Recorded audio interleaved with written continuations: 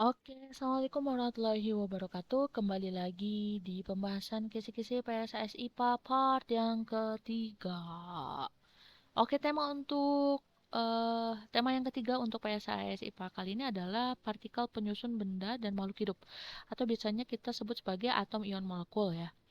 Nah, untuk pembahasan ini atau tema ini terdiri dari 4 soal pilihan ganda biasa, 2 soal benar salah, 2 soal menjodohkan, dan 1 soal uraian. Oke, let's check it out. Nah, oke.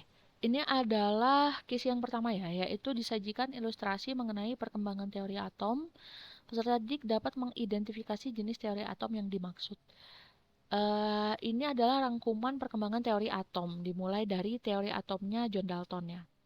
Jadi John Dalton itu sebetulnya sebelum John Dalton itu ada Demokritus. Dia menyatakan bahwa setiap benda di alam ini tersusun atas partikel terkecil gitu.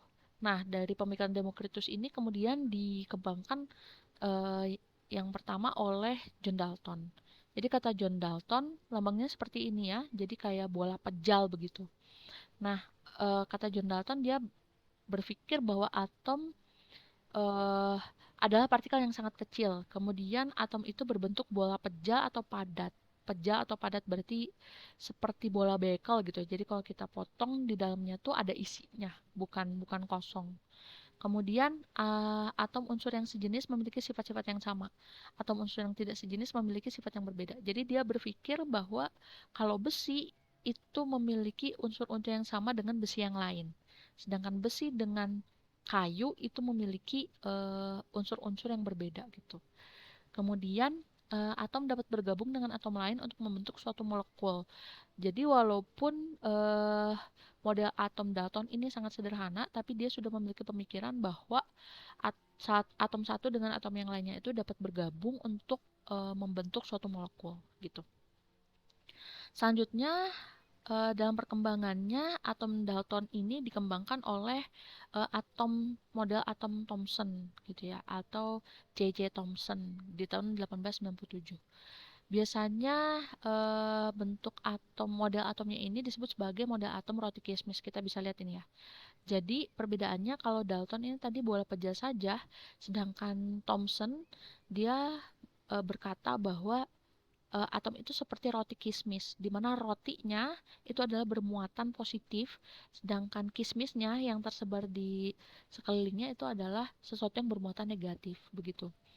Nah, eh, ya, atau atom sebagai bola yang bermuatan positif di dalamnya tersebar elektron. Nah, model atom ini dibuktikan dengan adanya penelitian menggunakan sinar tabung katoda, gitu. Jadi dia menggunakan sinar atom sinar katoda dan sinar dalam tabung katoda untuk membuktikan model atomnya. Kemudian perkembangannya ada atom Rutherford atau Ernest Rutherford di tahun 1991. Dia menyebutkan bahwa atom itu terdiri atas inti atom yang bermuatan positif dan dikelilingi oleh elektron-elektron bermuatan negatif. Nah, selama mengelilingi inti atom akan terbentuk gaya-gaya sentripetal pada elektron. Sebagian besar volume atom merupakan ruang kosong. Jadi, kalau misalnya Dalton dan Thomson ini bola begitu ya, bola pejal begitu. Nah, tapi Rutherford ini dia mengumpulkan sesuatu yang lain. Jadi kata Rutherford, dia sebutkan bahwa ada inti atom, kemudian ada elektron yang mengelilinginya. Tetapi di antara elektron yang mengelilingnya dengan inti atom itu adalah ruang kosong, gitu. Selanjutnya adalah teori atom dari Bohr atau Niels Bohr. Nah, Niels Bohr menemukannya di tahun 1913 ya.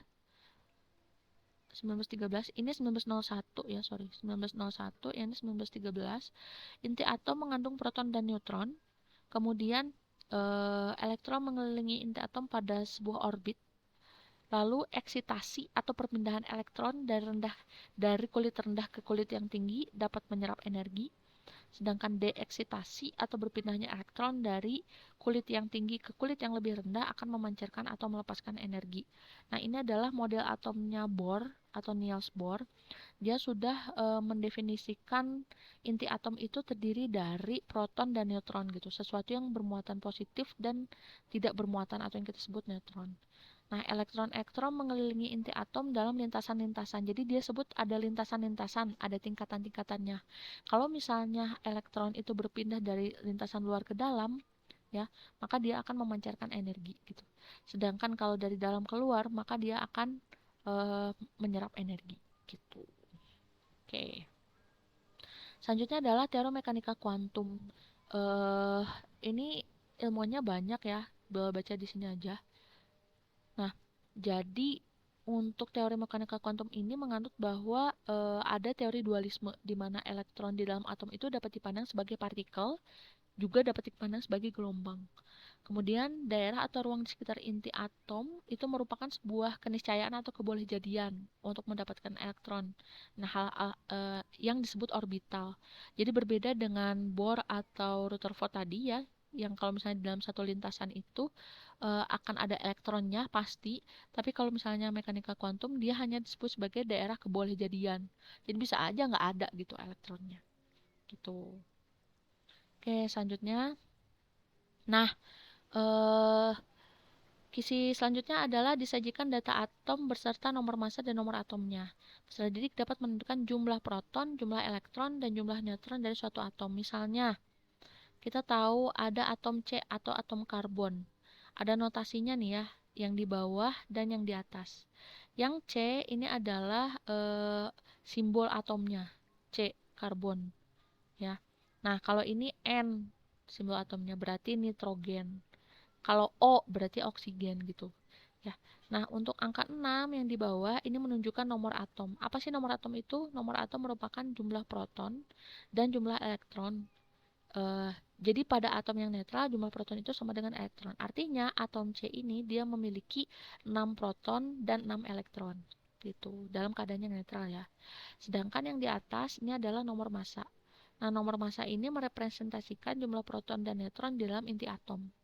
Nah, jadi kalau misalnya tadi jumlah protonnya adalah 6, maka neutronnya kita bisa tahu dari 13 kurangi 6, yaitu 7. Makanya di sini kita bisa tulis jumlah proton pada atom karbon ini adalah 6, dilihat dari sini. Jumlah elektronnya juga 6, dilihat dari sini. Oke.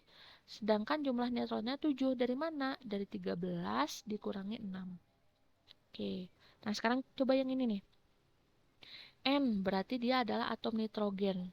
Ya, nitrogen ini nomor atomnya 7, nomor masanya 14. Maka jumlah protonnya oke, 7 betul ya. Dari sini kita bisa lihat. Kemudian jumlah elektronnya juga 7 karena dia atom yang netral. Sedangkan jumlah neutronnya 7. Oke, good. Dari mana 7? 14 dikurangi 7. Oke, good. Selanjutnya. Nah, kisi selanjutnya adalah disajikan data suatu unsur. Maaf, ini salah ya, unsur. Peserta didik dapat menentukan konfigurasi elektron unsur tersebut. Nah, kita kenalan dulu apa sih yang namanya konfigurasi elektron gitu ya. Jadi konfigurasi elektron itu adalah susunan elektron di dalam atom.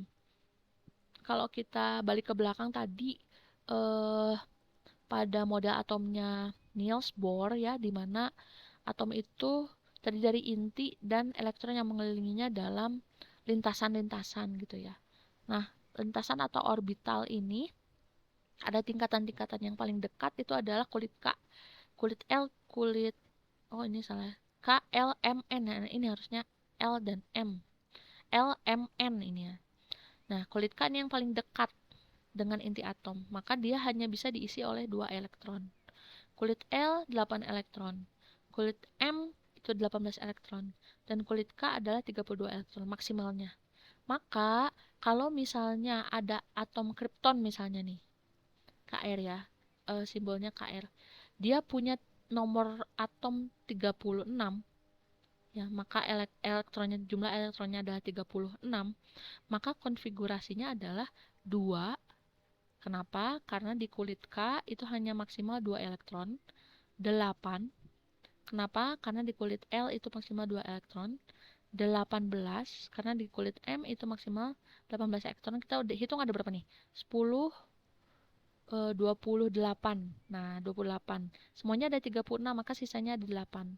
Maka si 8 elektron ini dia akan ada di kulit KLMN, di kulit M. N. Sisanya adalah 8 elektron.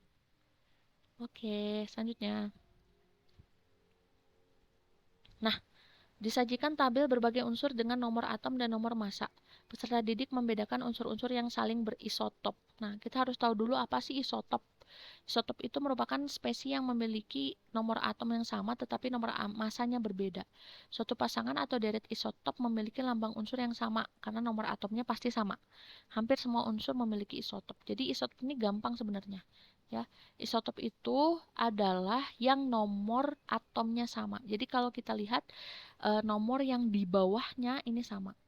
Kayak misalnya ini oksigen, ini sama-sama oksigen, yang satu nomor masanya adalah 15, yang satu nomor masanya adalah 16. Tapi nomor atomnya sama, 8. Nah, maka kedua atom oksigen ini berisotop gitu ya. Pokoknya kalau misalnya ada tentang isotop, maka kita lihat kalau ada tentang isotop maka kita lihat yang nomor atomnya sama begitu. Oke, kita lanjutkan. Nah, selanjutnya adalah tentang mengidentifikasi kation dari beberapa jenis ion yang disajikan. Nah, kita kenalan dulu ion itu apa sih? Sebenarnya ion itu adalah atom yang bermuatan. Nah, muatannya itu ada dua, ada muatan positif, kita sebut kation, dan ada muatan negatif, kita sebut anion. Nah, kation ini atau atom bermuatan positif, dia adalah atom yang kehilangan elektron sehingga bermuatan positif. Kation ini cenderung menerima elektron. Maka contohnya adalah Na+. Nah, sorry nih. OH-, Cl-, Br- ini bukan kation ya. Awas ini salah. Ini bukan kation. Kation itu pasti plus. K plus, Ca2 plus atau Ca plus ini adalah kation. Sedangkan OH-, Cl-, Br- dia adalah anion. Gitu. Jadi anion adalah atom yang kelebihan elektron sehingga dia bermuatan negatif. Anion cenderung melepas elektron. Pokoknya mah intinya kalau kation dia pasti positif plus plus plus plus. Awas ini hati-hati salah ya. Sedangkan anion itu adalah pasti min min min min. Gitu. Oke, selanjutnya.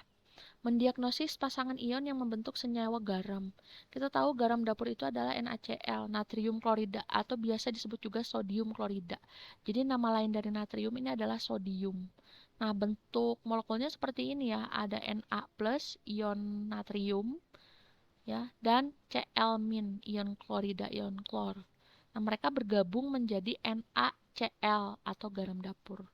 Jadi, pasangan ion yang membentuk senyawa garam itu adalah Na plus dan Cl-. Gitu. Na plusnya ini adalah kation, Cl-nya ini adalah anion. Natrium klorida atau sodium klorida nama lainnya.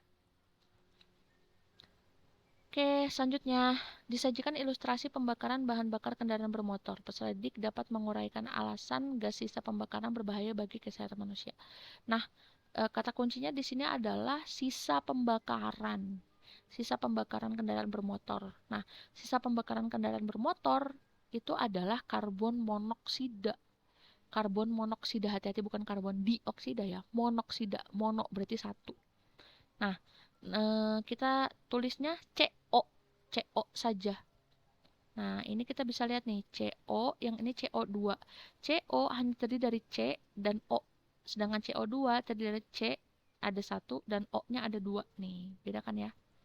Nah, lalu kenapa nih ikatannya nih, seperti ini nih. Kalau CO, dia berikatan kovalen 3, rangkap 3, sedangkan karbon dioksida, dia berikatan masing-masing kovalen rangkap 2 nih, untuk O-nya. Nah, artinya C itu sebenarnya punya 4 tangan. Jadi dia punya satu tangan yang lain. Kenapa sih karbon monoksida itu lebih berbahaya? Karena dia mudah berikatan dengan Hb atau hemoglobin darah kita yang menghambat eh, penyerapan oksigen gitu. Jadi Hb darah kita malah ngikat si karbon monoksida bukan mengikat si oksigennya. Maka bisa menyebabkan hipoksia atau kekurangan oksigen gitu. Makanya eh, Kenapa sih alasan gas sisa pembukaan berbahaya bagi kesehatan manusia? Karena dia lebih mudah untuk berikatan dengan Hb pada darah sehingga dapat menimbulkan hipoksia atau kekurangan oksigen gitu. Oke, itu tadi tema yang keempat ya mengenai atom ion molekul. Kita ketemu lagi di tema selanjutnya. Selamat belajar, sukses selalu.